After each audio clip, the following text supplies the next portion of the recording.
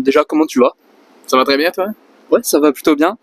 Je voulais commencer en parlant de tes débuts, parce que forcément, quel meilleur moyen de commencer qu'en parlant de débuts? Mais pas réellement tes débuts officiels, mais ton début sur une base militaire en Allemagne, lorsque tu avais 18 ans, c'est ça? Ouais. Donc ça a été ta première percée dans la musique.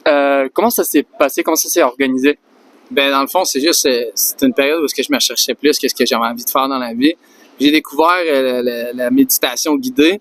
Puis c'est là que j'ai commencé à faire des méditations pour trouver mon higher purpose, dans le fond, pour trouver c'était quoi mon chemin dans la vie, tu sais, qu'est-ce que j'étais censé faire ici, ma raison d'être, en fait. Puis je me suis réveillé un matin, puis j'avais envie de faire des raps. Puis j'ai pris mon micro de laptop qui est intégré dans mon MacBook, puis j'ai enregistré une chanson sur GarageBand en downloadant un beat sur Internet qui était sur newground.com. Puis mes amis écoutaient la chanson, fait que ça a commencé de là. D'accord. Bah, tu parles de la méditation, ça tombe bien, c'est quelque chose dont je voulais te parler. Tu t'as trouvé ça, en fait, tu t'es lancé ça comment, en fait? Comment t'as trouvé ça? Parce que tu dis que tu t'es lancé dans la méditation, mais comment ça t'est venu? Je veux dire, tu t'es levé un matin et tu te dis, hey, je vais essayer ça, Non, ou quelqu'un te l'a conseillé? J'ai écouté le film Le Secret, The Secret, sur la loi de l'attraction. Puis j'ai été un gros fan de ça. Yeah. Okay. Puis donc après ça, c'était pas tes débuts professionnels, on s'entend. Tes débuts professionnels sont venus plus tard. Pour ça, tu as dû trouver ton nom de scène, Mindflip. Comment tu as trouvé ce nom de scène? Enfin, Mind, j'imagine. Ouais. La méditation, l'esprit, c'est ça le rapport, je me trompe pas? Ouais. Il y a ça aussi, puis une image vaut 1000 mots. Check ça. That's why, too. That's why. Donc ouais, de la méditation un peu sportive, quoi. Ouais, c'est ça. Mes amis m'ont surnommé Mindflip. Je faisais des backflips sur les murs, des backflips par-ci, par-là. J'étais un b-boy avant, je faisais du breakdance puis du parkour aussi, tu sais. Fait. Ouais. Puis avec le retournement de l'esprit, tu sais, c'est pas la vie qui t'arrive, c'est toi qui crée ta vie. Mindflip, c'était full circle, quoi. Et justement, en parlant du breakdance, est-ce que ça a eu un impact sur ta musique, là, même maintenant? Parce que tu fais plus de breakdance, c'est bien ça? Mais est-ce que c'est toujours une expérience que tu utilises pour faire ta musique? Parce que le breakdance, c'est très influencé par la musique hip-hop, oui. Rap, c'est sûr. Ben, définitivement. Là, au niveau du subconscient, c'est certain. Là, j'ai comme le hip-hop flavor en dedans de moi parce que j'ai commencé à faire du b-boy très jeune. Puis quand j'écoute les chansons, c'est toujours comme ça que je bouge un peu, là, tu sais. Fait oui, absolument. Ouais, ça t'aide pour tes concerts, ça fait, tu utilises ça pour mettre de l'énergie, en fait. Ouais, exactement. Je trouve que, tu sais, ça me donne un bon bum que je ressentais quand je bougeais sur des breakbeats. Des fois, ça peut m'aider aussi, tu sais. Vice versa. Maintenant, j'aimerais bien parler de tes idoles. Donc, on t'en a parlé un peu tout à l'heure avec mes collègues, mais est-ce que tu pourrais nous en reparler vraiment de ce qui t'a lancé dans ces idoles-là, dans ce genre de musique des années 90-2000, pour ceux qui savent pas? Ben, je dirais que j'ai pas vraiment d'idole. En fait, là, si on utilise le mot idole, j'ai jamais été une personne qui idolisait les gens. Tu sais, je me suis toujours dit, dans ta vie, c'est censé être pas ton idole. Tu sais, t'es censé être ta propre idole, être le main character, right? Pourquoi, tu sais, t'es pas second caractère dans ta propre vie, tu sais, t'es le main character. Mais, tu sais, oui, c'est sûr que j'ai été inspiré par plusieurs rappeurs, là, comme, en soi, AZ, Nas, Rakim, 50 Cent, Nate Dogg. Tu sais, il y en a plusieurs, là, Kendrick Lamar aussi. Puis pour rester sur le sujet des inspirations idoles, enfin, pas idole, du coup, je voulais parler très brièvement de Lewis Capaldi. Est-ce que de voir un artiste aussi connu mondialement qui est atteint du syndrome du Gilles de la Tourette, est-ce que c'est quelque chose qui t'inspire aussi, étant donné que toi-même tu es touché par ce syndrome? Ben, oui et non, tu sais. Je sais que Billie Eilish aussi, ça a l'air, tu sais. Ça a l'air qu'il y a une relation entre le syndrome de la Tourette puis la musique. Tu sais, on m'en avait parlé à l'école déjà, là. Mais, tu sais, oui, mais c'est pas vraiment nécessairement, je me dis, eux autres ont réussi à le faire. Non, parce qu'il y a plein de gens qui ont syndrome de la Tourette qui font rien de leur vie aussi. Tu sais, c'est un caractéristique comme un autre, je pense. Mais définitivement, c'est vrai, oui, j'ai entendu dire qu'il y avait des liens entre ça puis la musique, l'aspect musical. Fait probablement qu'il y en a un, oui. Ouais. Donc, dans tes inspirations, j'ai vu en interview que tu avais déjà cité Logic. Puis récemment, tu vas peut-être avoir l'opportunité de faire un projet avec lui. Comment tu trouves cette opportunité? Comment tu t'abordes? C'est quoi ton état d'esprit à l'idée de faire ça? Ben, tu sais, je me crée pas d'attente parce que quand tu te crées des attentes, tu peux être déçu dans la vie, tu sais, mais j'envoie toute l'énergie possible que je peux envoyer à l'univers. Puis, mais c'est sûr que ça serait cool. Je veux dire, ça jump-starterait ma carrière. C'est certain que ça l'aiderait. Je pourrais pas dire non à un feature avec Logic, là, quand même. c'est sûr. Je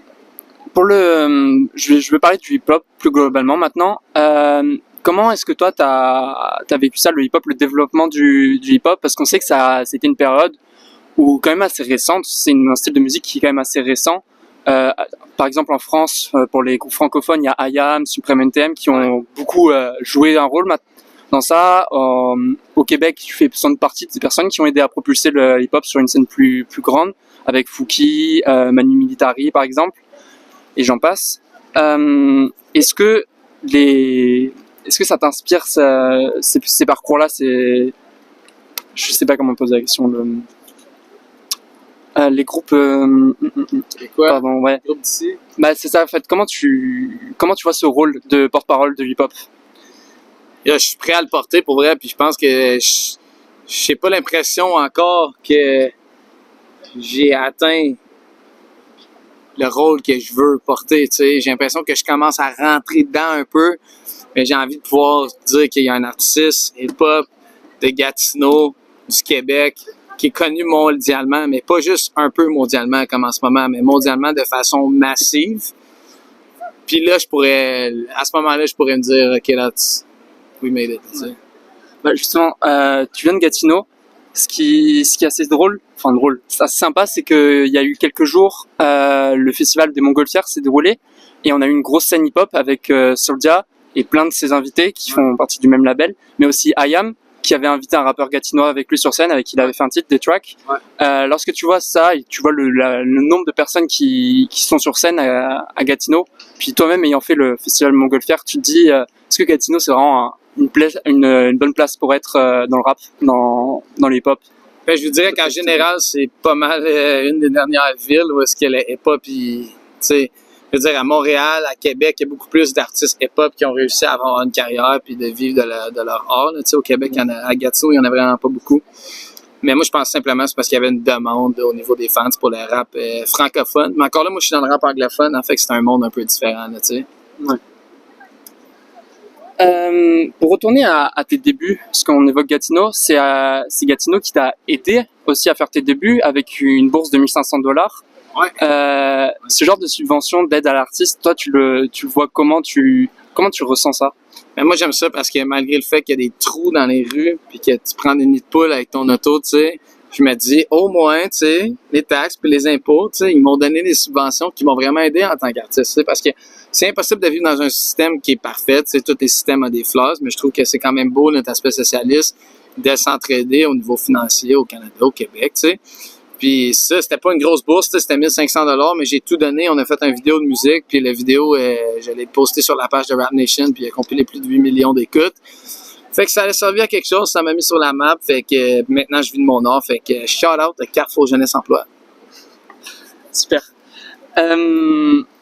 Maintenant, j'ai envie de parler de la disque. Les nominations sont sorties aujourd'hui. Soulja a été nommé dans 5 catégories. Donc l'album de l'année rap, dans l'artiste masculin aussi, auteur-compositeur. Donc voir le rap, le hip-hop autant représenté, est-ce que ça te donne envie? Est-ce que l'année prochaine on peut s'attendre à te retrouver dans cette liste de nominations? Ben on pourrait pas vraiment parce que ma musique est anglophone, donc je suis pas éligible pour la disque.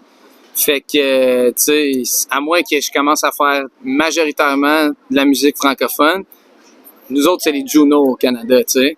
Fait que la disque, je pourrais pas être featuré là, mais je suis vraiment très fier de l'évolution du hip-hop au Québec, là, tu sais, parce que je sais qu'il y a beaucoup de groupes qui se sont battus pour ça, dont le 8-3, Tactica, puis qui ont en fait pris la disque en otage, sont débarqués à la disque, puis ont révoqué les droits du hip-hop, tu sais. Puis ça me fait chaud au cœur de voir ça, surtout de voir des artistes comme Soulja, que tu viens de nommer, là, qui a plusieurs nominations, c'est une très belle personne aussi d'être un merveilleux artiste. Et pour finir, j'aimerais parler de tes futurs projets. Qu'est-ce qu'on peut attendre de toi, par exemple en termes de festival? Parce que tu as fait le festival d'Oshaga en 2023, le festival des Montgolfières de Gatineau en 2022. Ouais. Tu es parti en tournée en Europe il y a l'année dernière? Ouais. C'est ça? Ouais. Est-ce que tu as d'autres projets? Parce que je sais que tu vas être à Gatineau le 19 octobre. Ouais, définitivement. J'ai envie de mettre le paquet sur mon spectacle le 19 octobre, mais j'ai plus envie, tu sais. Oui, j'ai envie de faire des festivals l'été prochain, mais je mesure plus la quantité de mon succès à comment je peux augmenter mon nombre de ventes au niveau de ma musique, puis de connecter avec des fans sur les médias sociaux pour le moment, parce que c'est ça qui va engendrer de faire des plus gros spectacles. Parce que ça a beau faire des festivals, mais tu veux faire tes propres spectacles parce que des gens ils connaissent tes paroles puis qui viennent les chanter. Puis pour ça, il faut grandir sa présence en ligne. Fait que moi, c'est vraiment ça mon handicap un peu. Je faisais pas assez de TikTok, assez d'Instagram Reel. Puis je double down sur ça. Là, c'est vraiment là que j'ai envie de mettre le paquet. Puis ensuite de ça, je retournerai faire plus de spectacles live. Mais tu sais, je vais pas renoncer des bookings en festival tout de même. Merci beaucoup d'avoir été là. Je te souhaite le meilleur pour le reste de la carrière, en espérant qu'elle soit longue. Yes. Ben merci. Merci. Elle n'est pas prête de finir.